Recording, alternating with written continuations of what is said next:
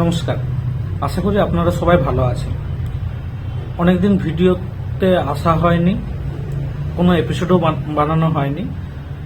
কিছু পার্সোনাল কাজ, কিছু হসপিটালের কাজ, এসবের জন্য আমরা ভিডিও বানাতে আজ আবার নতুন একটা প্রবলেম নিয়ে হাজির হলাম।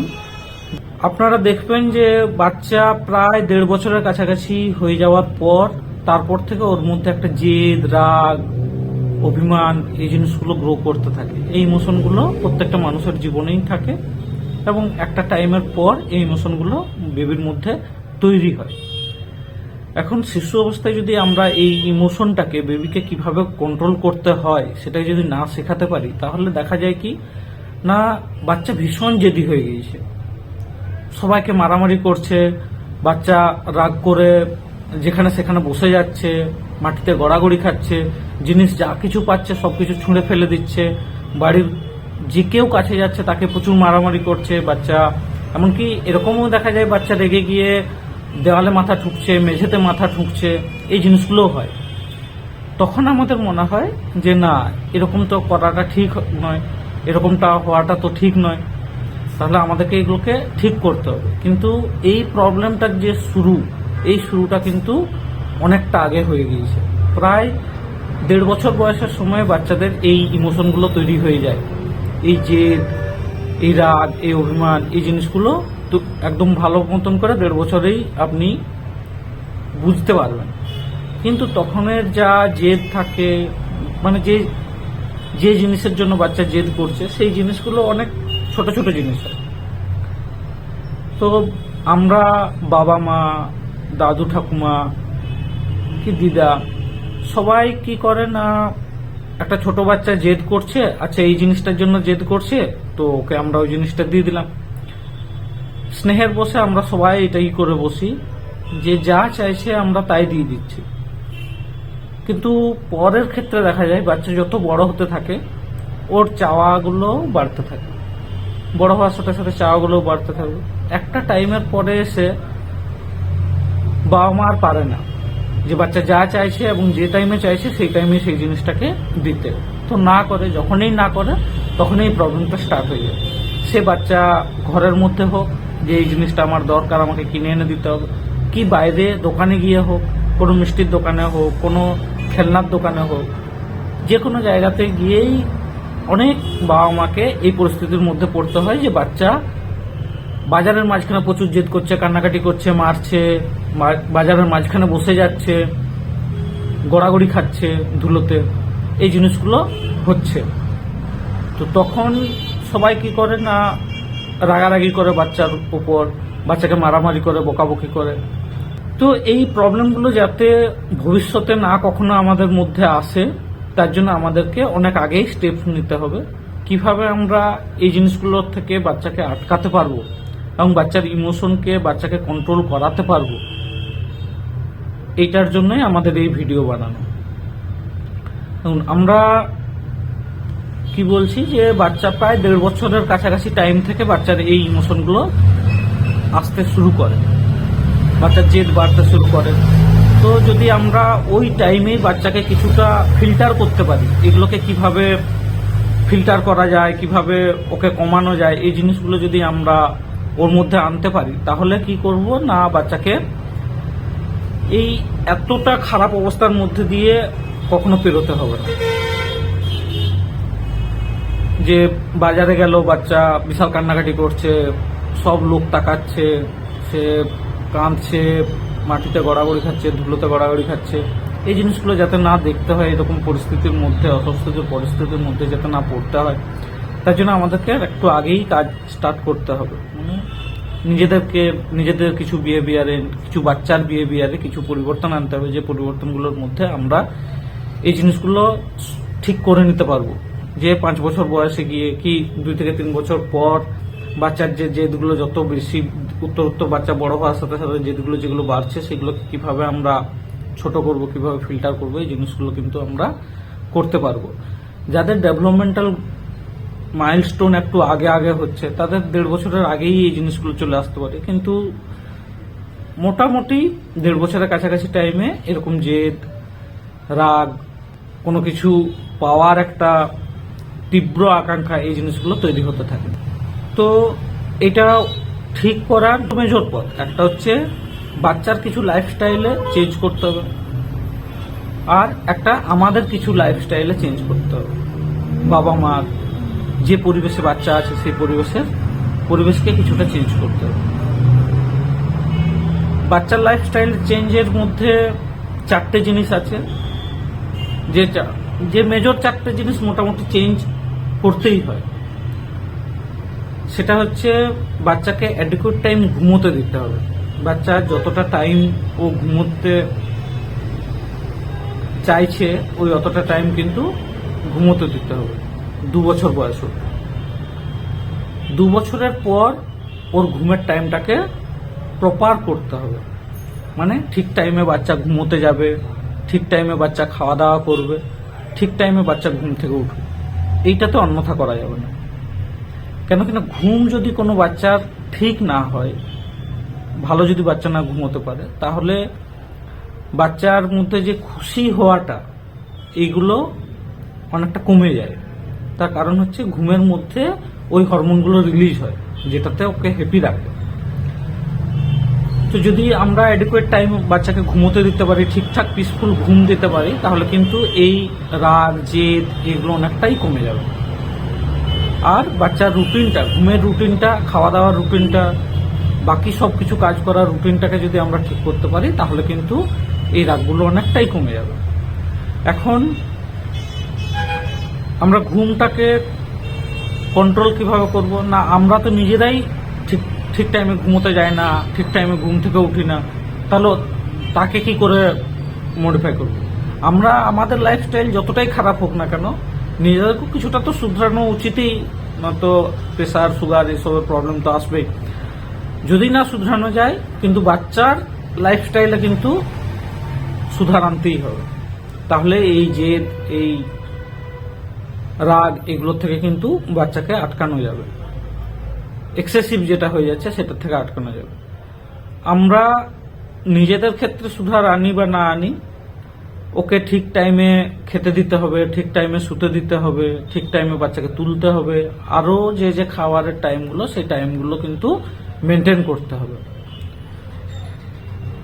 আর কি দেখতে হবে না, বাচ্চাকে অন্য বাচ্চাদের সাথে খেলতে দিতে হবে, খেলাধুলার একটা পরিবেশ দিতে হবে, খেলতে দিতে হবে, এবং বাচ্চার সাথে টাইম কাটাতে হবে, খেলতে হবে, অন্য বাচ্চাদের সাথেও মিশতে দিতে হবে। একটা 2 বছরের পরের বাচ্চাকে মিনিমাম 1.5 ঘন্টার বেশি খেলতে দিতে হবে। 1.5 ঘন্টা তো মিনিমাম খেলতে দিতেই হবে। 90 মিনিট মতন যদি খেলতে দেওয়া যায়, তাহলে বাচ্চা অন্য বাচ্চাদের সাথে যদি খেলে, তাহলে ওরা বুঝতে পারে যে হেরে যাওয়া কি, ব্যর্থতা কি, হেরে গেলে কিভাবে ওটাকে মানিয়ে নিতে হয়। সব কিছু জিনিস আমি চাইছি আর আমার মতন করেই হচ্ছে, এই জিনিসটা পায় না ওরা। এই জিনিসটা যখন পায় না, তখন ও বুঝতে পারে যে আমি জেদ করছি, আমি রাগ করলেই যে আমার সবকিছু হয়ে যাবে, এটা কিন্তু নয়। আমার বাবা মা, দাদু ঠাকুমা কি দাদু দিদা, তারা যে আমি জেদ করছি, রাগ করছি, একটু কান্নাকাটি করে দিলাম আমাকে জিনিস দিয়ে দিচ্ছে, বাইরের পরিবেশে কিন্তু ওই জিনিসটা নেই। কেন কিনা ওই বাইরের পরিবেশে বাবা মা নেই, দাদু ঠাকুমা নেই। তো বাইরের পরিবেশে যখন ওই জিনিসটা নেই, তখন ও রাগ দেখিয়ে বা জেদ দেখিয়ে বা হেরে যাওয়াটাকে স্বীকার করেই ওকে বাড়ি ফিরে আসতে হবে, এবং পরের দিন আরো যখন খেলতে যাবে, তখন এই আশা নিয়েই খেলতে যাবে যে পরের দিন ও জিতবে। এই যে বারবার হেরে ঘর আসা, মন কষ্ট নিয়ে ঘরে আসা, এই জিনিসটা ও কিন্তু যখন বাইরে বাকি বন্ধুদের সাথে খেলবে, তখনই ওর মধ্যে গ্রো করবে, নয়তো গ্রো করবে না। ওই ব্যর্থটাকে মানতে পারা, আমি চাইলেই যে আমার মতন করে সবকিছু জিনিস হয়ে যাবে, এই জিনিসটা হবে না, এটা যে বুঝতে পারা, কোথাও যে না পাওয়াও থাকতে পারে এবং না পাওয়া নিয়েও বাঁচতে পারে, সবাই যা যা চায় সবকিছু যে পেয়ে যায়, এরকম জিনিসটা জীবনে নাও ঘটতে পারে। তো এই জিনিসগুলোর সাথে ও অ্যাওয়ার হবে, যত বেশি ও এর মধ্যে এক্সপোজ হবে, তত ও হেরে যাওয়াটাকে, ব্যর্থতাকে মানতে পারবে। এই জিনিসটা যদি এখন থেকে বুঝতে পারে, খেলাধুলা করে, তাহলে বড় হয়েও আমরা এখন অনেক দেখি যে বাচ্চা পড়াশোনা করতে গিয়ে কোথাও ব্যর্থ হয়ে গিয়েছে, কোথাও প্রেমে ব্যর্থ হয়ে গিয়েছে, সেক্ষেত্রে অনেকেই সুসাইড করে নিচ্ছে, কেউ ড্রাগ এডিক্ট হয়ে যাচ্ছে, কেউ নেশার মধ্যে চলে যাচ্ছে। তো এই জিনিসগুলোর থেকে ও বিরত থাকবে ভবিষ্যৎ জীবনেও, যদি এই ছোট ছোট হারাগুলোকে ও মানতে শিখে। তাহলে যখন জীবনে কোথাও গিয়ে কখনো হার আসবে ওর জীবনে, এমন নয় যে সারা জীবন সে ফার্স্ট হয়ে আসবে। সারা জীবন কেউ পৃথিবীতে এরকম হতে পারে না যে সারা জীবন ফার্স্টই থাকবে এবং সব জায়গাতে জিতবে, প্রতিটা খেলাতেই জিতবে, প্রতিটা জায়গাতে ফার্স্ট থাকবে। এরকম ট্যালেন্টেড সবাই হয় না। তো প্রত্যেক মানুষের জীবনে ব্যর্থতা আছে এবং ওই ব্যর্থতাকে মানুষ নিয়েই বেঁচে থাকে। যখন ও এই জিনিসগুলো শিখবে, ছোট ছোট ব্যর্থতাগুলোকে বুঝতে পারবে, তখন বড় হয়েও জীবনে কোথাও যদি কখনো আঘাত পায়, কোথাও হেরে যায়, কোনো জায়গাতে ব্যর্থ হয়, তাহলে সেই ব্যর্থতার যে কষ্ট, ওই কষ্টটা ওকে অত বেশি দেবে না যেটাতে ওকে বিপথে চালিত করবে। ওই কষ্টটাকে ও মেনে নিয়ে আরো নতুন উদ্যমে এগিয়ে যাবে। সেই জিততে পারে যে হারে, এবং হার থেকে যে শিক্ষা নেয়। কেউ একবারে জিতে না। থাকে এরকম খুব বিশাল ট্যালেন্টেড মানুষ যে কেউ কখনো হারছে না, এরকম হতে পারে, কিন্তু এটা খুবই রেয়ার। ম্যাক্সিমাম মানুষ হারের থেকে শিখে তারপরে জিতে। তো ছোট বাচ্চা ছোট ছোট জায়গাতে হেরে না পেয়ে এই কষ্টগুলোকে মানতে পেরে, এই ব্যর্থতাকে মেনে সব জায়গাতে জেদ করে, রাগ দেখিয়ে, কান্নাকাটি করে যে পাওয়া যায় না, এইটা বুঝে, এটা উপলব্ধি করে বাচ্চার কিন্তু এই জেদ, এই রাগ, এই জিনিসগুলো কমে যাবে। যখন অন্য বন্ধুদের সাথে খেলবে, হারবে, হেরে বাড়ি আসবে। আর কি করতে হবে না, স্ক্রিন টাইম কমাতে হবে। মোবাইলে যদি দেখে তাহলে মোবাইলের টাইম একদমই দেওয়ার দরকার নেই। যদি না করা যায় তাহলে কিন্তু কমাতে হলেও হবে। যত টাইম ও স্ক্রিনে কাটাচ্ছে সেই টাইমটাকে কমাতে। কেন সে যদি গেমও খেলে মোবাইলে, তাহলে একবার হেরে যাওয়ার পরে ও যতক্ষণ না জিতছে ততক্ষণ কিন্তু ছাড়বে না। আপনি বললেও ওকে ছাড়াতে পারবেন না। ছাড়লে কান্নাকাটি করবে, জেদ করবে, রাগ করবে। ওকে খেলতে দিতে হবে এবং ওকে জিতাটা নিয়ে উঠতে দিতে হবে, তবে ও ছাড়তে পারবে। তার কারণ হচ্ছে ওর কাছে জিতাটা অনেক কাছে এবং এই হারটা ও বেশিক্ষণ ধরে বহন করতে হয়নি ওকে, ব্যর্থতাটা, তাই ও ওইটা নিয়ে চলতে পারছে না। যদি খেলতে যায় মাঠে খেলতে গেলে কি হবে না, বন্ধুদের সাথে খেললো, আজকে ক্রিকেট খেললো কি ফুটবল খেললো, হেরে গেল টিম, সেও হেরে গেল, সে ওই দুঃখ নিয়ে বাড়ি ফিরে আসতে হবে। কেন কিনা সন্ধে হয়ে গেছে, সন্ধে পরে আর খেলতে পারলো না। তাহলে একটা সারাটা দিন চলে গেল, ওর সারাটা রাত্রি চলে গেল, সারাটা দিন চলে গেল। পরের বিকেলবেলা গিয়ে ও আবার খেলবে, তারপরে আবার জিতার আশা নিয়ে আবার খেলবে, হয়তো আবার হারবে, আবার কাঁদতে বাড়ি আসবে, কিন্তু ও এই হারাটার সাথে বাঁচতে শিখবে। তো যেটা স্ক্রিন দিতে পারে না, কোনো মোবাইল গেম কোনো কিছুতে দিতে পারবে না, তাই স্ক্রিনের টাইমগুলো কমাতে হবে। আর স্ক্রিন কি করে না, ওর মধ্যে অন্য কোনো কিছুতে যে আনন্দ হয়, একটা বইয়ের সাথে টাইম কাটানো, একটা রং পেন্সিল, একটা ড্রয়িং, একটা পাখি দেখে, একটা গাছ লাগিয়ে, এই আনন্দগুলো কিন্তু মোবাইল একদম সব কিছু কেড়ে নেয়। একটা সোশ্যাল লাইফ হবে, অন্যদের সাথে কথা বলবে, গল্প করবে, বাড়িতে কেউ আসলে তার সাথে কিছু কথা বলবে, এই জিনিসগুলো মোবাইলের মধ্যে থাকলে হবে না, গ্রো করবে না, ও সোশ্যাল হবে না। এমনকি নিজের বাবা মার সাথেও বেশি কথা বলবে না যদি কোনো বাচ্চা মোবাইল খুব বেশি ইউজ করতে থাকে। তো আমাদেরকে স্ক্রিন টাইম কমাতে হবে, পারতপক্ষে একদম বন্ধই করে দিতে হবে যদি পারা যায়। আর একটা কি করতে হবে না, ওর একটা ফিক্সড রুটিন বানিয়ে দিতে হবে। 2 বছর পেরিয়ে যাওয়ার পর থেকে একটা রুটিন বানিয়ে দিতে হবে এবং ওকে অভ্যেস করাতে হবে যে ওই রুটিনের মধ্য দিয়ে চলতে। রুটিনের মধ্যে সব কিছু থাকবে, একটা টাইম থাকবে গল্প করার, একটা টাইম থাকবে বাবা মার সাথে কাটানোর, একটা টাইম থাকবে বাড়ির বাকিদের সাথে কাটানোর, একটা টাইম থাকবে অন্য বন্ধুদের সাথে খেলার, একটা টাইম থাকবে রং পেন্সিল নিয়ে ড্রয়িং করার, যেটা ওর ভালো লাগে সেটা করার, একটা টাইম থাকবে ওর মতন নিজের মতন করে একটা টাইম ব্যবহার করতে হবে যেটা ওর টাইম। এরকম করে করে পাটে পাটে ওকে রুটিন সাজিয়ে দিতে হবে এবং ওকে বোঝাতে হবে যে ওই রুটিনের মধ্যে দিয়ে চলবে।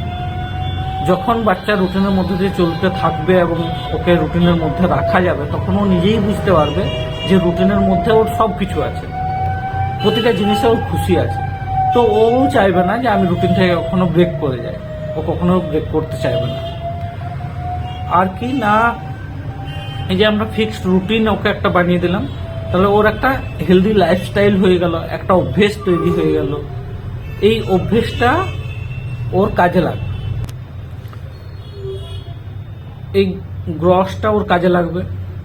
আর হচ্ছে যে যদি আমি এই অভ্যেসগুলো আনতে পারি, তার মধ্যে খেলাধুলা একটা থাকবে। খেলাধুলা যদি বাচ্চা ভালো করে, তাহলে বেশি করে, ওর যদি শরীরের মধ্যে অ্যাক্টিভিটি বেশি হয়, তাহলে কি হয় না, ঘুমও ভালো হবে। ঘুম ভালো হলে হ্যাপি হরমোনগুলো বেশি ক্ষরণ হবে। বেশি যদি ক্ষরণ হয়, তাহলে বাচ্চা কিন্তু হেলদি থাকবে, এত রাগ, এত জেদ এসব কিছু দেখাবে না।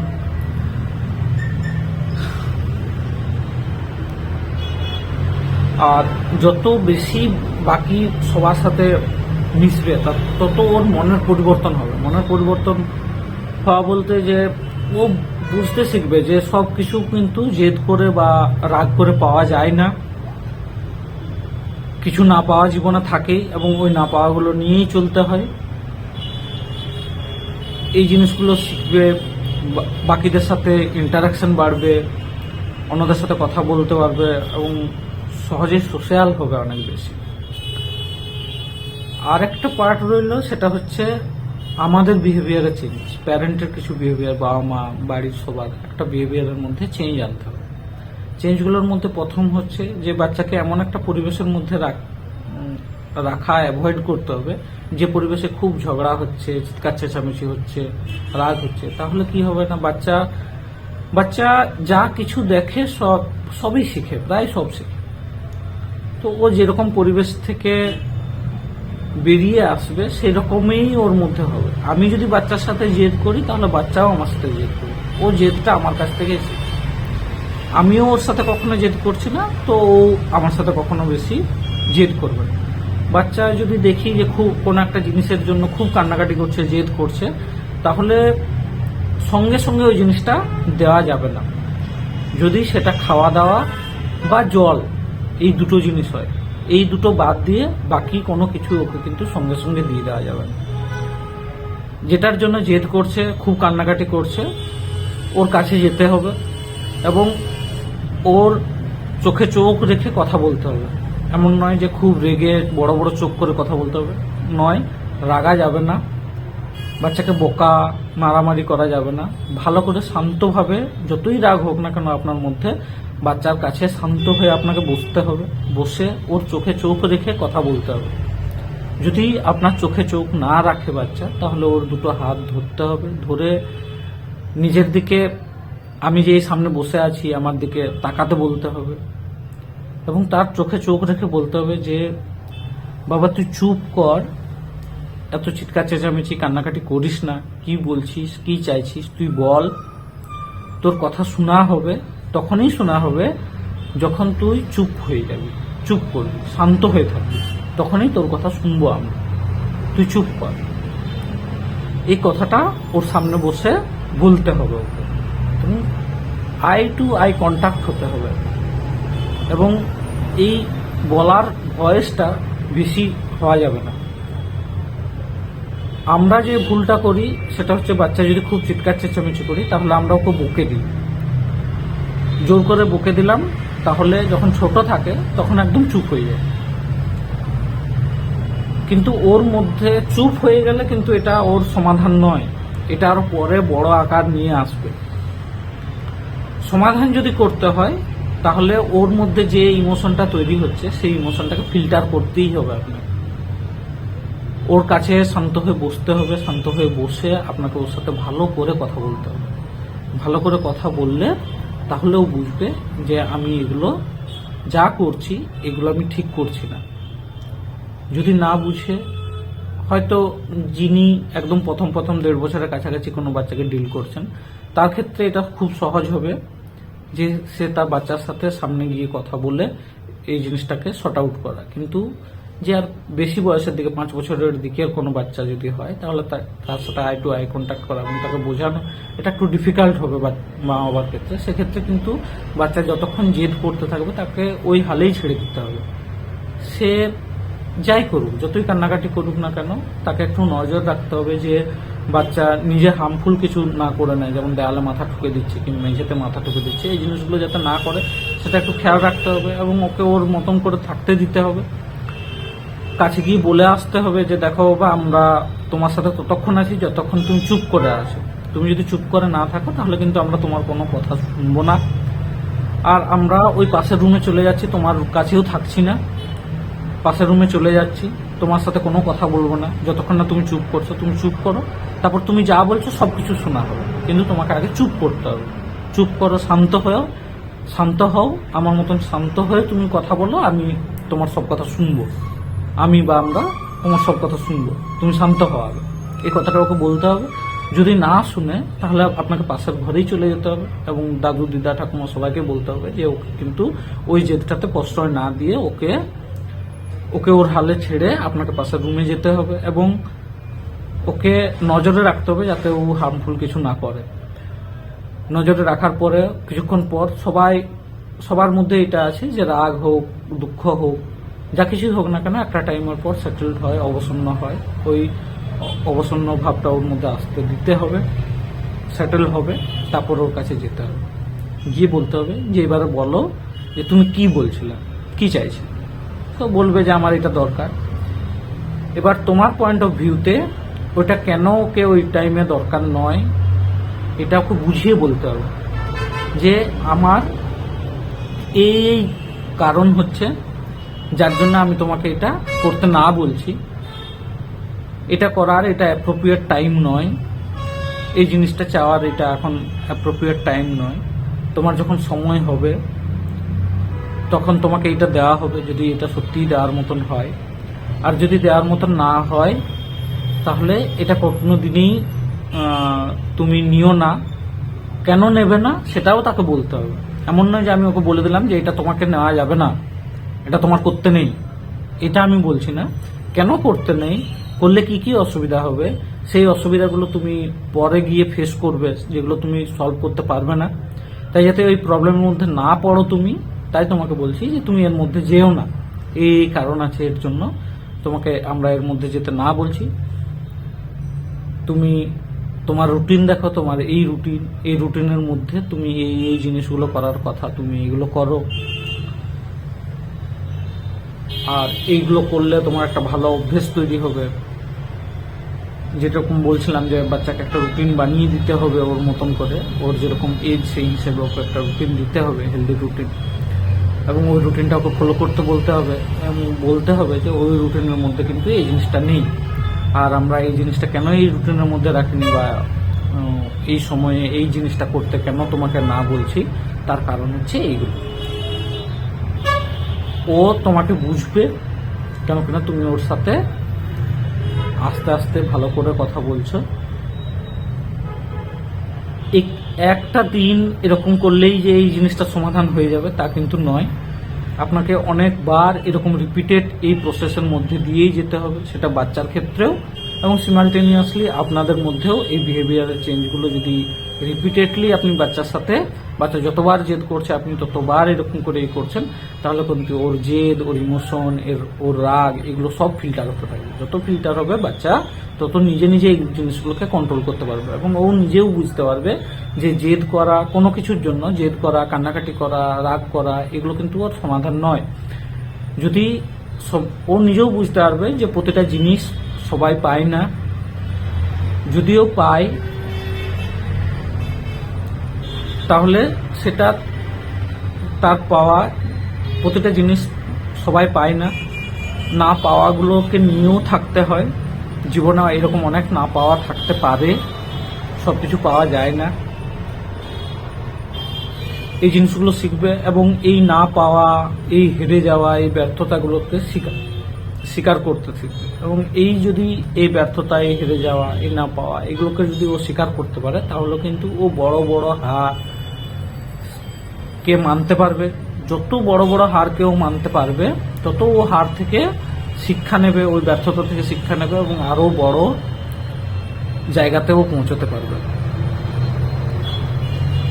আশা করছি এই ভিডিও আপনাদের কাজে আসবে এবং আপনারা আপনাদের বেবিকে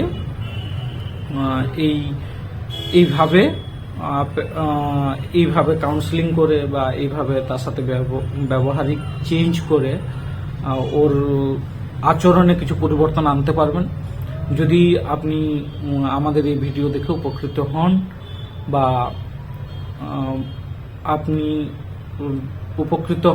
আপনি আপনার বেবির ব্যবহারের কিছু পরিবর্তন আনতে পারেন, তাহলে আমরা এই যে ভিডিও বানাচ্ছি এই ভিডিও বানানোর উদ্দেশ্যকে সফল মনে করব।